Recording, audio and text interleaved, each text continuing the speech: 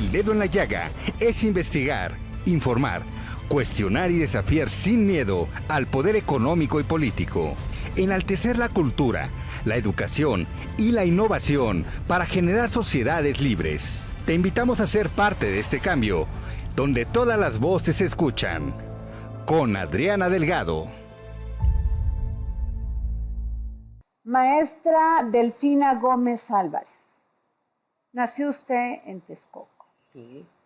Su padre, José Guadalupe Gómez Pérez, y su madre, Catalina Álvarez Pandona. ¿Cómo fue Texcoco para usted cuando era una niña? Bueno, antes que nada, Adriana, te agradezco este espacio. Muchas gracias. Y mira que tienes muy buenos datos de una servidora, efectivamente, mis padres, mis generosos y amados padres. Y bueno, para mí Texcoco ha sido mi vida, ha sido ese espacio del Estado de México que me ha permitido desarrollarme y formarme como lo que soy ahora, una mujer que tiene muchos deseos de seguir cultivándose, de seguir formándose, de seguir apoyando a quien pueda apoyar y transformándose, porque las mujeres día con día se transforman. Entonces, para mí Texcoco es mi casa, es mi terruño, es todo, es mi vida, es mi historia. Sus padres y su madre, mujeres de trabajo, hombre de trabajo. ¿Cuáles son los valores que aprendió de ellos? Pues ante todo la responsabilidad, el respeto. Mi padre y mi madre me enseñaron que teníamos que ser muy respetuosos con todo lo que nos rodeaba y de ahí pudimos desarrollar una convivencia con los vecinos muy sanas. Siempre hubo ese respeto y sigue habiendo ese respeto entre los vecinos. Por otro lado, el compromiso, el que asumiéramos nuestra responsabilidad. Mi padre efectivamente pues era una persona que de momento no tenía los recursos necesarios y cuando tuvimos que decidir si estudiábamos o no, él dijo, bueno, pues yo les ayudo, pero ustedes tienen que ser responsables de lo que yo no pueda aportar. Y entonces trabajábamos y estudiábamos para poder continuar estudios. Eso fue también una enseñanza de lucha, una enseñanza de esfuerzo. Y por otro lado también pues la enseñanza insisto, de esa honestidad y de asumir los retos y asumir los errores que pudiéramos tener. Fue una enseñanza muy importante, y la unidad como familia, la calidez, que a pesar de que de momento no había quizás los recursos necesarios para viajar o para tener algunos accesos a diferentes situaciones, siempre estábamos en unidad y siempre estábamos disfrutando en casa una taza de café, pero con mucho amor y con mucho cariño, rodeados de mis padres y de mis hermanos. Me imagino que en esto que usted me detalla de cómo fueron estos valores que hicieron que Delfina Gómez saliera adelante como educadora, debió usted haber sentido de ver toda la marginación, la discriminación, mucha pobreza en toda esa zona. ¿Qué le decía? Pues yo creo que la intención, por un lado, era mejorar esa calidad de vida, porque efectivamente se vivían situaciones muy difíciles y que eso, pues lamentablemente, por ejemplo, perdió la vida un hermanito porque no se tenía dinero para el médico, por ejemplo. Hermano de usted. Y eso te marca porque... ¿Qué edad tenía, maestra? Era un bebé, era un pequeñito, tenía yo creo como 8 meses, 9 meses, y eso te marca, quieras o no te marca. El hecho de ver cómo pues, tu padre llegaba con todas las manos callosas por todo lo que utilizaba de instrumentos y de materiales para la construcción, porque era albañil. El ver lo que se paraba a las 4 de la mañana porque tenía que venir a la Ciudad de México a trabajar, porque todavía estamos en la actualidad con esa situación de que de momento tienes que venirte de Texcoco a trabajar a la Ciudad de México porque todavía no hay suficiente empleo. Entonces, todas esas cuestiones te van marcando y vas diciendo, tenemos que mejorar. Y fíjate que algo que yo siempre refiero es que mi madre siempre nos impulsó mucho a decir, ¿saben qué? Ella me decía, abuela, hija, abuela, lo que yo no pude volar, tú vuélalo, porque mi mamá vivió una situación todavía de una situación de machismo. Afortunadamente mi papá no, pero sí vivió una situación de que se tenía la intención de, sí, de que la mujer era para tener hijitos y para estar en casa. Entonces ella, dentro de su poca visión quizás o mucha, ella decidió que sus hijos hicieran lo que ella no pudo hacer y entonces eso también te impulsa mucho como hijo y además te compromete a lograr algo que ella quizás no logró. Y yo tuve dos mamás casi porque tenía una tía que vivía con nosotros, bueno, que nosotros vivimos con ella, mejor dicho, y una tía que no la dejaron casar porque pues la persona que la quería no cumplía el perfil que quería. Entonces ella queda soltera, pero afortunadamente nos adopta como familia, como hijos, y yo tenía dos mamás y era fabuloso porque lo que no pensaba una, la pensaba la otra, y eso también me marcó mucho en este proceso de vida. Maestra, ¿cómo decide usted dedicarse al área educativa? Pues a mí siempre me fascinó desde niña, yo creo que tenía uno esa vocación, yo creo que sí tengo esa vocación porque generalmente lo que hacíamos en la plazuela de frente de tu casa era una plazuela de tierra, y entonces salíamos todas las tardes los chicos a jugar y a mí me gustaba jugar a ser maestra. Y me gustaba a lo mejor aparentemente enseñar a mis vecinitos, ¿no? Que realmente les enseñaba pocas cosas, y de ahí surge, yo creo que es la vocación. Ahí en Texcoco surge la normal. Realmente no teníamos tampoco muchas opciones de escuelas. Se crea la normal unos años antes de que yo termine la secundaria y entonces me da pauta para poder entrar a la normal, que era y sigue siendo una profesión. Mamá decía, es una carrera noble porque aunque estés viejita y aunque estés como estés, siempre vas a ser maestra y eso te va a ayudar mucho para tu formación. Entonces decido ser maestra. Estaba también Chapingo, también en algún momento me interesaba estudiar en Chapingo, pero ahí había puros hombres y entonces todavía como que decía, no, pues cómo una mujer se va a ir a estudiar en Chapingo. Entonces me quedo en la normal y ahí es donde decido iniciar la carrera. Como educadora, ¿tiene usted contacto no solamente con los niños, con la familia? ¿Se dan cuenta usted de los problemas que tiene una familia? Sí. En condiciones verdaderamente complejas, complicadas. ¿Qué le marcó? Mira, a mí lo que me marca es que como maestra tú tienes la posibilidad de abrirle una ventana de oportunidad a un niño. Cuando fui directora también yo le decía a las maestras, ¿saben qué tenemos que tener? Aparte de ser o enseñarles a un pequeño conocimientos, desarrollar habilidades, trabajar las destrezas, también que tenemos que ver la parte humana. Muchos de los pequeñitos o algunos tienen tantos problemas en familia que la única ventana que pueden tener de lucecita es la escuela. Y yo le decía a las maestras, si nosotros como maestros no les damos esa pequeña sonrisa, que a lo mejor en su casa no la tienen porque el papá está preocupado por la economía, la mamá está angustiada por todo lo que tiene de responsabilidad, y si tú como maestra no le das esa oportunidad de pequeño de sacar una sonrisa, pues pobre pequeño, dice, no tiene ningún espacio más que esas dos opciones. Así es. O sea, a mí lo que me marca mucho es cuando yo veo en un pequeño, a mí me tocó mucho primer año, a mí me marcó mucho cuando el niño empezaba a leer y escribir y que te ponía te quiero o gracias por enseñarme o te leía su primera lección. Eso me marcó mucho, pero sobre todo el poder incidir en su parte de formación humana. Eso a mí me marca mucho, sobre todo la parte humana del pequeñito. Maestra Delfina Gómez, y después de ahí, pues una carrera política ascendente. Sí. Usted ha llegado a ser secretaria de Educación Pública de este país, senadora, diputada, presidenta municipal de su lugar de nacimiento, Texcoco. ¿Cómo cambia de ser educadora, de ser maestra, a querer cambiar un escenario, no solamente de su estado, de su municipio, sino del país? Yo creo que lo que a mí me ayudó mucho, o me ha ayudado mucho, es la formación que tuve como maestra.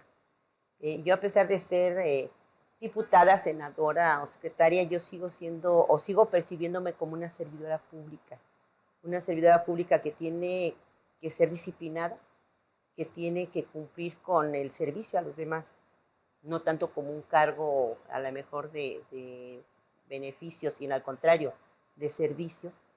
Y todo esto se logra sobre todo por la confianza, en primera que me tienen dos compañeros que me invitan a participar en esto de la presidencia municipal, pero de ahí viene la confianza de la gente. Yo estoy muy agradecida con los texcocanos, por ejemplo, porque me dieron la oportunidad de poder trabajar para ellos.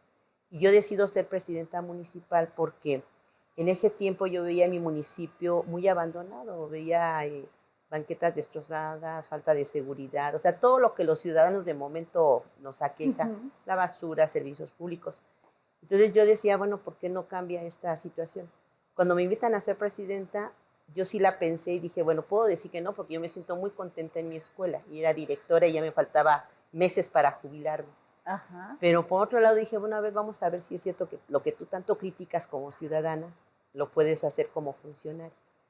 Y mira, afortunadamente me fue bien, hubo participación de la ciudadanía, tuve un buen equipo de trabajo con todo lo que pueda tener, de que de momento dicen, bueno, pues es que a lo mejor ya algunos ya tenían varios años en esta experiencia y eso también ayudó porque me ayudaron a no estar por el camino largo, sino más corto para lograr metas más objetivas. Y bueno, eso permite que la ciudadanía me tenga esa confianza porque empieza a haber cambios. O sea, por ejemplo, un cambio es de que yo llego a la presidencia como típica maestra o directora. Ajá. Yo llegaba a las 7:30 a la presidencia y era la primera que ponía en el checador. Muchos me decían, maestra, ¿pero por qué pone el checador si usted es la presidenta? Pues por eso mismo, porque tengo que poner el ejemplo. El ejemplo. Pues íbamos en las madrugadas a recorrer las calles en Texcoco porque la policía y las patrullas andaban haciendo su recorrido y entonces íbamos a ver si efectivamente están haciendo su trabajo. Y bueno, se hicieron varias actividades, se compraron algunos terrenos para construir algunas unidades deportivas.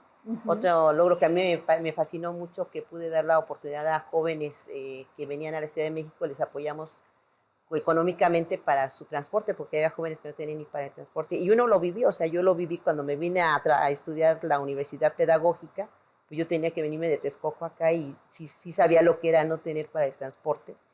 Y por otro lado también teníamos, cuando llego como presidenta, teníamos el centro antirrábico, que así le llamaban, y que bueno, pues yo decido luchar para que se convierta en un centro de bienestar animal, que afortunadamente ahorita ya es un centro de bienestar animal, porque algo que también me preocupaba mucho eran los animalitos que habían en la calle y que de momento pues no tenía nadie que los pudiera atender. Y además el trato que se le da a un centro antirrábico, que es muy diferente a un centro de bienestar animal.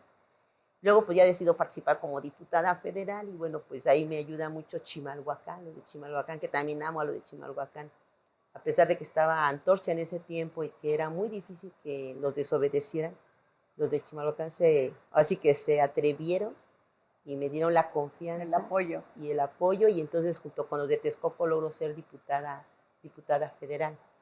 Ahí, bueno, pues estamos con lo de la energía eléctrica, trabajamos un poco con lo de educación, y pues ya de ahí me invitan a que participe como candidata a gobernadora. También hacemos un buen 2016. 2017. 2017. También un trabajo muy bueno, también una muy buena experiencia, porque conocí pues ya todo el Estado de México, conocí gente muy, muy generosa, nuestros grupos originarios, lo que es Temuaya, lo que es la parte de San Felipe de Progreso, Lubianos, Santo Tomás de los Plátanos, que yo así como que lo escuchaba en algún momento, pero no lo conocía. Y bueno, y conozco la generosidad de nuestros grupos originarios, la cultura, el Centro Cultural Otomí, lo que es Valle de Bravo, en fin, toda la parte que no conocía del norte y sur del Estado de México.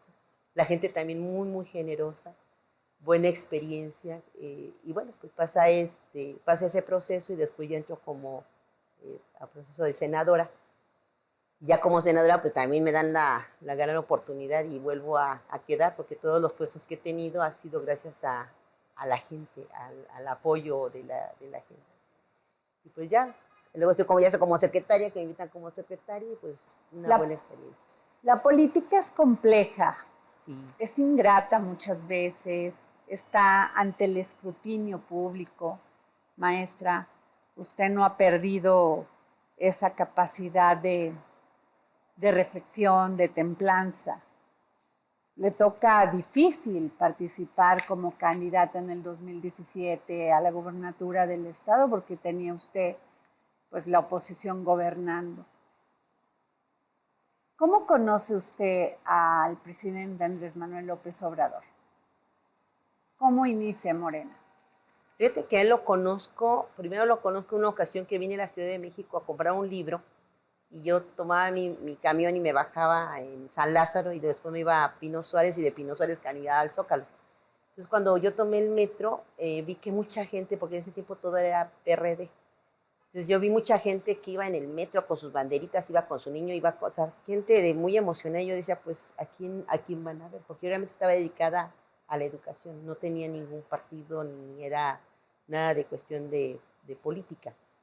Entonces cuando bajo, empiezo a caminar y veo que hay ríos de gente y yo ahí voy con la gente, pero porque yo iba a comprar mi libro. Pero me sumo dentro de la gente y empiezo a ver toda la algarabía. Y cuando llego al Zócalo, él estaba dando su discurso.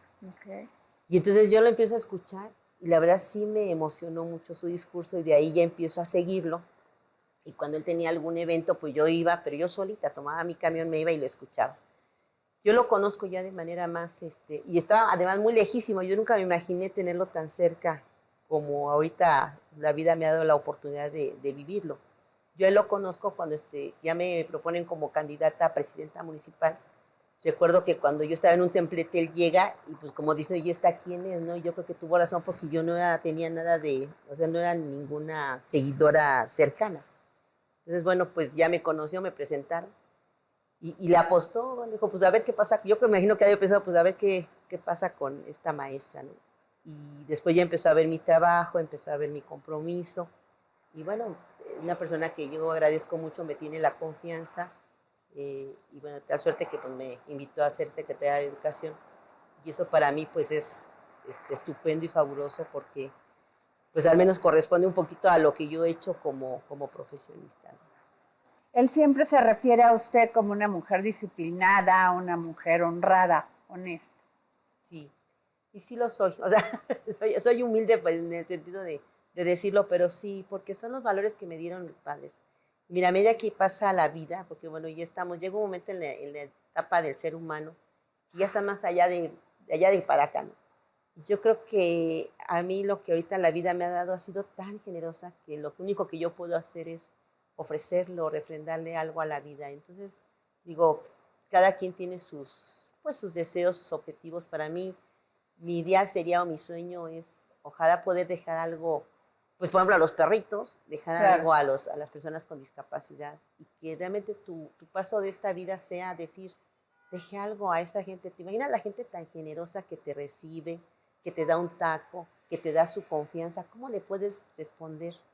Pues trabajando mejor y te pagan por hacerlo además. Entonces, Cuando perdió la gobernatura en 2017, ¿no se desilusionó? ¿No hubo resentimiento? no, ¿qué te crees que no? No, porque afortunadamente yo no vivo del cargo. Yo creo que es una experiencia que a mí me sirvió de mucho. Yo vi más lo positivo, conocí gente, conocí lugares, me desarrollé más como persona, aprendí de mis errores y eso me permitió disfrutar. A toda la gente que conocí la sigo frecuentando y yo siempre digo que por algo pasan las cosas y quizás no era mi momento. Entonces no me quedo en la parte de por qué no pude ser o qué mala onda. No, o sea, por algo pasó y yo sigo adelante. Ahora usted es candidata del partido Morena para la gobernatura del Estado de México. Todas las encuestas pues la marcan con una ventaja de 10 puntos, otras 19, otras 20. Puede usted ganar el Estado de México. Sí creo y siento que sí se puede ganar. Primero porque sientes la necesidad de la gente. En todos los actos que he tenido, desde lo que fue la precampaña hasta las citas que me han pedido a lo largo de este tiempo hasta llegar a la campaña y la efervescencia que ves en los actos cuando se convoca a algún acto o alguna reunión, yo siento así que lo que la gente desea. Además de que también, pues recordemos que 8 de cada 10 mexiquenses quieren un cambio y eso también da una pauta para que uno pueda tener alguna posibilidad de ver cómo vamos. Sin embargo, yo algo que sí siempre he dicho, no nos podemos confiar. O sea, el que pudiéramos decir va adelante sería un poco también a lo mejor pecaría uno de ingenuo, pecaría uno de confiado. Yo creo que es el momento de que no nos confiemos, de que sigamos trabajando, de que podamos ofrecerle al ciudadano lo que él quiere un cambio, pero para mejor. El ciudadano está cansado de tanta demagogia, de tantas promesas que pasando a veces la campaña se olvida. Yo decía, el ciudadano ya dice, ustedes nada más vienen cuando necesitan, vienen, tocan, nos piden y después se van y se olvidan de lo que a lo mejor en su momento pues prometieron o se comprometieron. Entonces yo por eso creo que sí vamos muy bien, que sí hay grandes posibilidades, yo sí veo muchas posibilidades de obtener ese triunfo, pero no confiándose. O sea, no confiándose. La participación de la ciudadanía es importantísima. Aquel que piensa que el emitir su voto no es importante, claro, es importante, es muy importante porque ellos son los que van a determinar ese cambio. Okay. El Estado de México es un estado muy complejo, muy grande. Por un lado tiene usted industria, por un lado tiene usted campo, por un lado tiene pues turismo. Tiene que gobernar para todos, para las clases medias, para las clases altas, para la gente que necesita, pues tiene más necesidades. ¿Qué les dice usted, por ejemplo, a las clases medias? Yo creo que primero efectivamente dice compromiso para todos, o sea, se tiene que gobernar para todos. Y yo creo que lo importante no solamente para las clases medias, sino también las clases altas y las clases bajas, algo que tenemos que hacer es trabajar en unidad y trabajar de manera coordinada. No podemos dividirnos porque todos necesitamos, ahora sí que todos necesitamos de los demás. Yo creo que si la clase media hace lo que le corresponde, pero se afianza en el apoyo de la clase alta y jala a la clase baja, eso pudiera traernos beneficio para todos. Yo lo veo un poquito, por ejemplo, con los empresarios. Los empresarios son necesarios e importantes. Primera, porque te generan empleos. Así es. Segunda, porque te dan servicios. Y yo creo que lo que nosotros tenemos que hacer, porque platicando un poquito con algunos empresarios, su preocupación es decir, bueno, de momento no nos dejan o no nos facilitan algunos trámites y eso hace que se obstruyan algunas situaciones que lamentablemente hasta se han tenido que ir a otros estados porque pues no encuentran a lo mejor una opción favorable o más amigable. Y entonces yo creo que nosotros sí, como gobierno, porque como gobierno no viene uno a hacer negocios, viene uno a facilitar todo el proceso para que todos tengan mejores servicios. Así. Entonces yo me pongo a pensar si los empresarios que son generosos, porque hay empresarios muy generosos, nos ayudan creando empleos para nuestros compañeros ciudadanos que no lo tienen, para nuestros jóvenes que van a salir de las escuelas y que a veces se frustran porque ya terminaron una carrera y no encuentran empleo, pero si estos empresarios o estas organizaciones o estas instituciones jalan a esos jóvenes, claro que podemos mejorar, nos jalamos todos y podemos lograr. Yo sí le apuesto a que el Estado de México tiene una capacidad enorme, por ejemplo, turismo. Exacto. Turismo, decimos, lo único que conocemos es Valle de Bravo o las pirámides, pero tenemos Temuaya, tenemos tenemos el Oro, tenemos el mismo Texcoco, tenemos Ozumba, tenemos Otumba. Sí tenemos mucha capacidad de turismo y que yo a nivel nacional ahorita que veo cómo se está desarrollando Quintana Roo, se está Yucatán, yo digo, ¿por qué Estado de México no? Si lo podemos hacer. Y todo eso es un trabajo en conjunto, pues con gente que tiene el capital, pero también con nuestros compañeros, los comuneros, nuestros compañeros, los ejidatarios, que pueden hacer centros de atractivo turístico, porque hay lugares muy hermosos, la Marquesa incluso, que tiene algunos espacios que todavía... ¿Se va usted a desarrollar polos sí, hace falta eso. De desarrollo turístico. Sí, y yo creo que también lo que hace falta es crear más centros de lo que se le llama de distribución. Ahorita con el aeropuerto, con el AIFA, podemos ahí también hacer algunos centros en donde puedan hacer de distribución y claro que el Estado de México puede crecer. Y facilitar los trámites a los empresarios para que sea un punto de inversión. Sí. Fíjate que lo decíamos, porque a veces el miedo que te tienen es de que a lo mejor llegan a invadir zonas así como de medio ambiente. Yo creo que podemos ser amigables, haciendo cada quien lo que le toca, puede ser amigable, porque también nuestro medio ambiente también necesita inversión para poder en algunas ocasiones rescatar y en otras fortalecer. Y bueno, de eso también se necesita capital y por qué no hacer un convenio con nuestras empresas de que sean amigables y que todos seamos en trabajo en conjunto.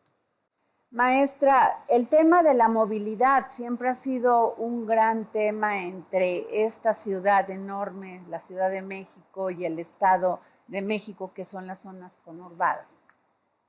Y hay quejas no solamente de la falta de movilidad, sino también pues, de la delincuencia que se lleva a cabo. ¿Qué piensa usted de esto? Mira, ahorita se está haciendo precisamente en las reuniones que hemos tenido, en pre-campaña, fíjate que hubo algo muy interesante y eso me gustó mucho, la participación ciudadana. O sea, no solamente fuimos a los eventos y a tomar la foto y a escuchar a lo mejor el discurso de la estaba como precandidata, sino también que crees la gente nos dio proyectos, nos dio propuestas, nos dio necesidades. Tenemos cerca de como unas 1,800 ya peticiones, propuestas, todo lo que registramos. Y entre ellas viene la necesidad de estar, por ejemplo, Naucalpan es una de las zonas, toda esa parte, es una de las zonas que está preocupadísima por lo que es la inseguridad en el transporte público. Pero también tenemos otras zonas en donde hay mucho transporte tolerado y que también se tiene que reordenar. En primera, pues para saber cuántos tenemos y en segunda, para tener un mayor control ante alguna situación de inseguridad. ¿Qué es lo que ahorita se tiene pensado? Se ha tenido un primer acercamiento con transportistas, porque eso es importante también. Y estamos desarrollando algunas estrategias precisamente para ver de qué manera se va a trabajar o fortalecer, por ejemplo, el transporte público. Nos establecen que tienen botones de pánico, que incluso ellos tuvieron que adquirir, pero que lamentablemente no han funcionado como debería de ser. Yo creo que no se trata de venir a quitar todo porque no es volver a empezar, sino es fortalecer lo que ya se tiene. Entonces, los C5 que tuvieran mayor contacto con lo que son las ciudades y mayor presencia de policía. Nosotros consideramos que debe haber policía de barrio, policía de proximidad, que de una manera u otra puede inhibir a los que quieran hacer alguna situación. Texcoco creamos lo que era el policía con lo que le llaman el binomio canino. Ajá. Y entonces andaban en el jardín así que los policías con su perrito. Y además de que creaban una cercanía con la gente, también los niños los veían como amigables por el animalito, por el perrito, por el de compañía. Entonces yo creo que situaciones así tan sencillas, que aparentemente puede uno decir son sencillas, realmente se apoyan, hacer un policía más en contacto, que la gente, los ciudadanos participen más, existe un consejo de lo que llaman de comité vecinal, pero de momento no se les da ese seguimiento. Entonces lo que nosotros queremos es lo que ya está y que puede funcionar, pues hay que seguirle dando el impulso, y lo que no es, obviamente cámaras de seguridad pues, van a ser necesarios, y algunas otras estrategias, pero yo creo que lo importante, reconocer el trabajo de nuestros policías, también eso es importante, porque a veces le pedimos al policía que haga un buen trabajo, pero no tiene el equipamiento o no tiene la capacitación, o por ahí hay algunas situaciones de corrupción que hace que el policía lamentablemente pues no haga bien su trabajo. Eso también lo tenemos que analizar y ver en qué situación está. Maestra Delfina Gómez, las mujeres en el Estado de México, ¿por qué tendrían que votar las mujeres por Delfina Gómez? Bueno, en primera, porque como mujeres yo creo que es nuestra gran oportunidad. Delfina Gómez abre una brecha. Yo creo que no es tanto ni siquiera Delfina Gómez, sino es lo que representa como mujer y que puede abrir esa brecha para las demás generaciones. Yo al ver a una pequeñita y decir, esta pequeñita puede en algún momento llegar a ser gobernadora o puede llegar a ser diputada, ya quedan con esa buena intención, porque saben que si Delfina Gómez o alguna mujer lo logra, ellas ven que hay la posibilidad, entonces se abre brecha para esas mujeres, para esas nuevas generaciones. Y por otro lado, bueno, pues porque también me interesa mucho trabajar con las mujeres. El Estado de México tiene una gran deuda con las mujeres, sobre todo con las desaparecidas, Así es. con la cuestión de feminicidios. Digo, como mujer, lo hemos vivido, ¿no? Cuando yo venía a México, que me tenía que venir a las 5 de la mañana, obviamente estás en la esquina, y eso que todavía no había tanta situación como ahorita, ¿no? Pero el estar en la esquina preocupada porque te puede pasar algo, el no vivir de manera así más segura, te sientes insegura, el que sea señalada, porque también, bueno, parte de esta situación de la política como mujer, pues también te llega a pasar de que de momento piensan que como una mujer se atreve a querer ser aspirante a un cargo si la mujer no tiene la capacidad, o que porque llora uno, pues es uno muy débil, y cómo es posible que una mujer chillona pueda estar sin saber que pues, es uno ser humano. Entonces, yo creo que el hecho de que la mujer pueda darme esa oportunidad de trabajar, porque la idea es esa, 50% de mi gabinete tiene que ser de mujeres, y no cargos así como que, pues a ver, algo sencillito para que como que te entretengas, aunque todos los cargos Cumplir son la importantes. cuota. Exactamente, no, yo sí quiero cargos que sea de buen nivel. Importantes. Sí. Y por otro lado también, bueno, crear una parte fundamental de apoyo a las mujeres en lo que es violencia, que también hay que platicar también, esa parte también la tenemos de platicar con los grupos que tienen esa representación y que tienen esa preocupación de lo que es la violencia en la mujer. Esa es una. Y la otra, porque pues, hay que ver proyectos también para nuestras mujeres jóvenes, para nuestras niñas, darles mayor impulso y mayor confianza a lo que es ser mujer.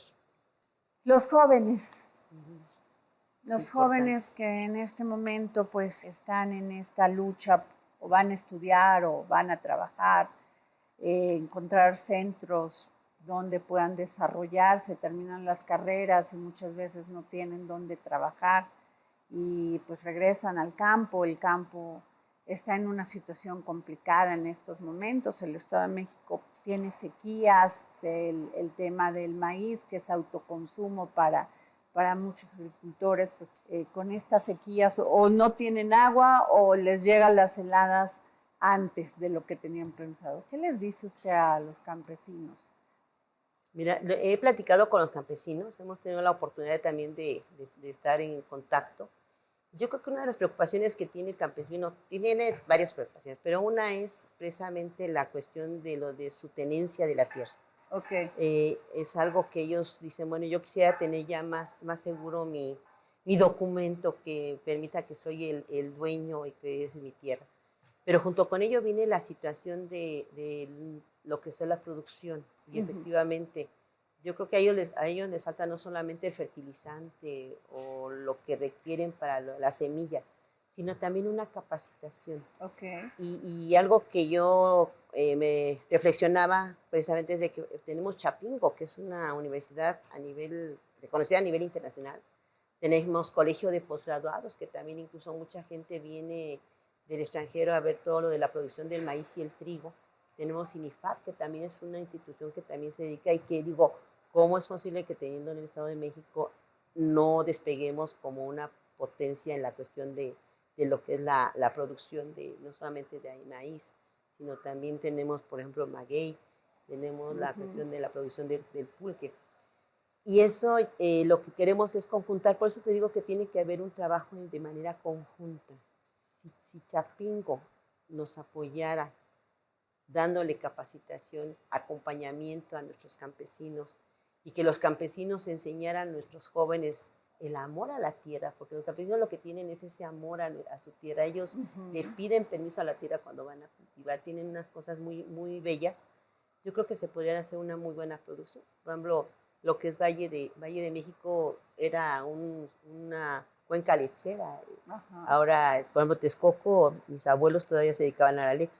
Ahora nada más tenemos un solo productor en Texcoco con sus vacas, y yo cuando lo veo pasar en medio de todos los carros digo, pues ya se ve insólito porque ya no hay, ¿no? Pero si pudiéramos, lo que es Tejupilco, por ejemplo, que tenía cabezas de ganado y era enorme, y ahorita también toda esa parte. Hay que impulsar esa parte del campo, pero también están nuestros jóvenes, lo que tú decías, que hay que ofrecerles pues mayor educación. Y para eso también es importante hacer un estudio de ver dónde están nuestras escuelas, nuestras universidades, pero también ver qué tenemos que crear para que puedan tener trabajo. Y entonces ahí viene lo que decíamos nuestros empresarios. Yo decía, si el empresario nos dice qué perfil necesita de egresados de las escuelas, pues es más fácil que tengan trabajo y que no tengan que venirse hasta México a conseguir trabajo. Así es. Sino que ellos van a ver todos los que son de Nextlalpan, de lo que son lo que parte del aeropuerto. Si pudiéramos hacer un centro de idiomas o pudiéramos hacer un centro para lo que es toda la cuestión de aeronáutica, Ajá. pues tendrían el trabajo más seguro, pero eso es como una situación de un proyecto de no 6 años, sino que tendría que ser un proyecto a largo plazo para que independientemente de quien siguiera, ya hubiera una proyección, porque yo creo que eso es lo que ha pasado. De momento haces proyectos de muy corto plazo y a veces ni los logran, ¿no? Pero si haces un proyecto de largo plazo, pudiera dar mejores resultados y podrías ofrecerle mejores oportunidades a nuestros jóvenes. Maestra, uno de los grandes problemas que están padeciendo las ciudades, los estados, es el tema del agua. Muchas concesiones a las empresas. ¿Y en qué momento se hace un equilibrio entre el bienestar de una población y el desarrollo económico, que también es importante? Fíjate que hicimos una encuesta y efectivamente es el tercer tema importante o prioritario para la población. Incluso en las reuniones que tuvimos con empresarios también, algo que me gustó mucho es que ellos también ya tocan el tema del agua. O sea, es algo que no está fuera de la percepción de los ciudadanos y de los empresarios y de los diferentes sectores. Y yo creo que lo que ha pasado es que lamentablemente vemos al agua como algo que viene y viene y viene y seguirá viniendo y no tengo ninguna obligación de cuidarlo porque cada que abro la llave hay agua, salvo por ejemplo Ecatepec, que está sufriendo mucho de cuestión de falta de agua. Yo creo que por un lado tenemos que fortalecer la importancia que debemos darle todos los ciudadanos al cuidado del agua, al buen uso del agua. Y por otro lado también se tienen que crear políticas en donde haya la recuperación, la captación y la producción de agua, porque somos como que una sociedad que no sabemos producir. Así es. Entonces, ahí hablábamos con algunos expertos que efectivamente están viendo algunas propuestas de ver cómo podemos trabajar. Por ejemplo, si haces una inmobiliaria, haces grandes edificaciones o algunas unidades, pues que no vaya a caer todos los desechos a lo que son los ríos, que es lo que ahorita ha pasado. Lo primero que tendríamos que hacer es tener una buena documentación de cómo están los ríos, cómo están todos nuestros manantiales y los mantos freáticos, ver lo de Cutzamala, que también es importante, y trabajar. Afortunadamente la Ciudad de México ha tenido ahorita ya esa actitud de apoyar, porque sabe que no dependen nada más de nosotros, sino también de otros estados, pero ya también hay esa participación. Y por otro lado también ver la situación de que hay ese compromiso insisto, de ciudadanos y de empresas para poder limpiar nuestros ríos, que esa sería una primera actividad. Decían, algunos ríos no llegan a crecer más porque tienen ya un montón de basura, tienen mucho desecho. Y eso de una manera también afecta a todo lo que viene, agua limpia, se contamina.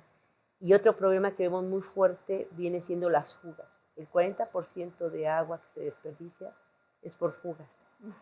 A veces los gobiernos no hacen mucho porque es algo que está abajo de la tierra y no te da o no te produce el aplauso, no te produce el reconocimiento. Entonces, es lo que tenemos que hacer. Y tenemos algunas áreas que se tienen que recuperar o se tienen que proteger porque están por ahí con algunos problemas de tubería, que eso tendríamos que arreglarlo y tenemos que darle atención. Yo sé que usted es un amante del medio ambiente y de lo que representa el medio ambiente, entre ellos los animales. Usted tiene perritos adoptados, tiene gatitos también. Hay una crueldad terrible en nuestra sociedad hacia los animales, hacia los perritos, hacia los gatitos. ¿Es usted amiga de todos aquellos que amamos a los animales? ¿Qué se va a hacer? Sí, yo lo que considero es que tenemos que hacer dos cosas. Primero es el que se apliquen realmente lo que ya está dentro de las leyes, que los ayuntamientos sí logren lo que es los centros de bienestar, que se tenga un área específica para atención de lo que son los animales en la calle, que tenemos un gran problema de mucho animalito en la calle. Y por otro lado, la educación que se puede dar no solamente en las escuelas, sino también en las casas. Okay. Yo creo que también como funcionarios. Yo decía, si el funcionario no da dentro de su proyecto de trabajo, o dentro de sus informes, o dentro de sus actividades, un espacio para la protección y el cuidado de los animales, obviamente se ve como algo muy lejano o que no tiene importancia. Okay. Nosotros aquí en el Estado de México, hasta donde yo tengo registrado, tenemos 19 centros, y que lo único que falta es impulsarles más recursos, porque pues tenemos médicos veterinarios, tenemos universidades, si tú te das cuenta, y de verdad yo admiro y respeto a las asociaciones, a los ciudadanos que tú los ves y sin ningún recurso que le dé el gobierno o el Estado, hacen su trabajo, pagan el alimento, los van a esterilizar. Bueno, hacen una compañera decía, hacemos, y sí es cierto, se hace lo que el gobierno tendría la obligación de hacer. Y yo creo que con que el gobierno hiciera lo que le toca hacer, que es la conciencia y el cuidado, y fomentar ese compromiso de los ciudadanos, sí se puede lograr. Yo le apuesto mucho a los niños, porque fíjate que un niño, cuando tú le dices, bueno, como maestra, yo le decía a un niño, a ver, no debemos de tirar la basura, hijos. Tenemos que dar, si vamos en el carro, a una bolsita y echen ahí su basura, o si van caminando. Los niños lo hacían muy bien. Iba el papá, tiraba la basura y decía, ¿sabes qué, papá? Dijo a la maestra que no tienes que tirar la basura. La maestra de momento o el maestro tienen mucha influencia sobre los pequeñitos. Si a través de la educación pudiéramos impulsarles ese cuidado, ese amor y esa responsabilidad, ellos serían maestros de los papás. Claro. Pero ¿qué pasa? Que los adultos a veces somos medios inconscientes. Veía, por ejemplo, cómo un señor llevaba al perrito corriendo y él en el carro y él corriendo. Digo, eso es una crueldad terrible. Y afortunadamente, y felicito a las jovencitas que lo hicieron, lo detuvieron al tipo, y hasta que no lo subió. Sí, o lo de Zumpango también. Encontrar esto. ¿No cree que deberían de la legislación tomar medidas más duras y que los presidentes municipales asuman con más compromiso el cuidado hacia los animales? Sí. Poner el ejemplo. Yo creo que esa sería una de las políticas que yo impulsaría, porque debido a lo que yo experimento, sí lo vería. Incluso tendríamos un área especial para la atención. Un reto que se tiene en el Estado de México son los animales de la calle. Eso es muy importante, sobre todo hasta por salud física. Claro. O sea, no nos ponemos a pensar que un animalito que anda en la calle también produce o detona algunas enfermedades. Claro. Entonces sería esa parte de decir, a ver, tenemos que atender a los animalitos, dar ese funcionamiento a los centros que ya están y que por alguna causa a veces no se les toma en cuenta porque no son prioritarios. El crear una cultura de protección y cuidado de los animales a través de educación, de lo que es las escuelas, pero también a lo mejor hacer un programa en donde los niños tengan convivencia con los animalitos y vean por qué es importante cuidarlos y respetarlos. Usted se va a enfrentar a una alianza, PAN, PRI, PRD, van en contra de Morena. El gobierno actual en el Estado de México es priista. ¿Cómo ve usted el panorama? Yo creo que sin duda sí es enfrentarse a una alianza que obviamente pues viene a algo que es ganar, igual que Morena, y que afortunadamente, bueno, tenemos el apoyo del PT y del Verde, que también han sido unos compañeros de verdad muy solidarios. Hemos trabajado en equipo y eso es muy importante. Coincidimos en algunas cosas, que es mejorar la situación de nuestro estado. Yo creo que eso es lo que nos unió a los tres, ¿no? Que dijimos, bueno, queremos, independientemente de lo que tengan como filosofía o como un interés ya como partido, algo que nos unió mucho es ese deseo de trabajar por bien de nuestro estado. ¿Qué es lo que yo puedo ver o que siento? Yo lo único que pedir es que el gobierno estatal no participe dentro de este proceso, hasta ahorita ha sido respetuoso, también lo tengo que reconocer, y yo pediría que se siga dando ese respeto de no injerencia. Y por el otro lado también el que no se tomen situaciones que a veces a mí se me hacen tan lamentables como la denostación. Okay. Yo fíjate que algo que a mí me ha costado mucho de momento en la política es esa actitud de muchos de denostar a los demás. A mí me enseñaron que para subir algún cargo o para tener alguna situación no tienes que pisotear al otro. Y de momento como que en esta situación de política se presta al señalamiento y se presta a la denostación y eso yo digo, yo creo que nuestros ciudadanos no lo merecen y nuestros ciudadanos tampoco les interesa. A ellos les interesa que les des seguridad en sus calles, que les des una buena lámpara en su cuadra, que tengan una mejor educación. Yo lo que pedí es eso de momento, porque damos un mal ejemplo, ¿no? De momento claro. Escucho algunas cosas, a mí me marcó mucho una situación de alguien que decía es que no sabe hablar, ¿no? O sea, que yo no sabía hablar o que no se escuchaba. Y yo decía, pues no me escuchan porque no me quieren escuchar. O sea, efectivamente algo que se queja mucho la gente es que no le escuchan. Yo algo que vi en la precampaña es que decían los indígenas, las mujeres violentadas, los transportistas, los campesinos, no nos escuchan. Y es cierto, de momento los que estamos arriba no escuchamos a los que nos rodean.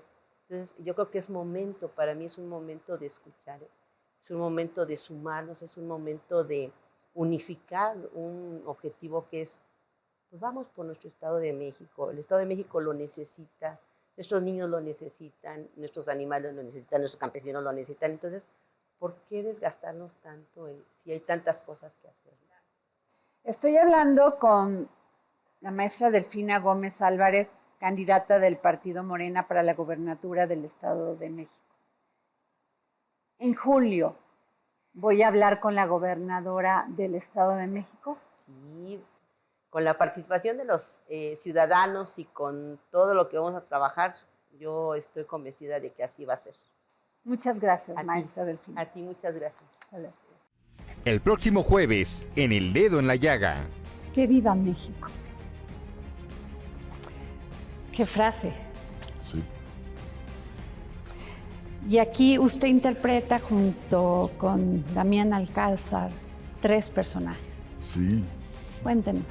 Un gran regalo de Luis Estrada, un gran regalo. Que nos confíe, al menos a mí, Damián es un actor extraordinario, un actor que ha hecho mancuerna con Luis, creo que en 7 películas. En mi caso fue un obsequio de pronto de que me obsequie y me diga, oye, pues aquí tienes que hacer 3. Entonces es un regalo. Nosotros como actores, ¿qué queremos hacer? Es interpretar roles, y de pronto me da a